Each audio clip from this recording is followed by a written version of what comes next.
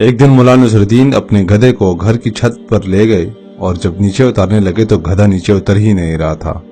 بہت کوشش کی مگر گدھا نیچے اترنے کا نام ہی نہیں لے رہا تھا۔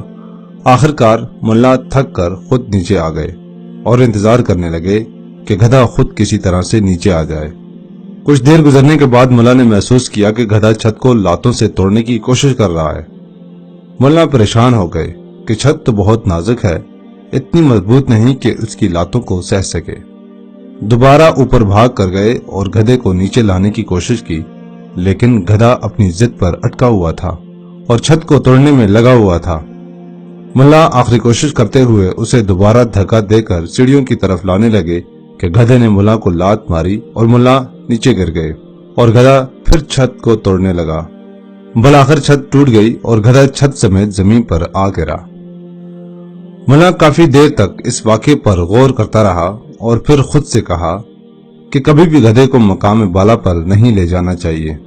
ایک تو وہ خود کو نقصان کرتا ہے، دوسرا خود اس مقام کو بھی خراب کرتا ہے، اور تیسرا اوپر لے جانے والے کو بھی نقصان پہنچاتا ہے۔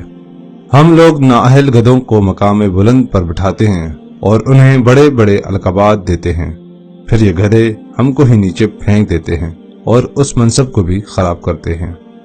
اگر آپ ملا کی اس بات سے اتفاق کرتے ہیں تو اس ویڈیو کو اپنے دوستوں کے ساتھ ضرور شیئر کریں۔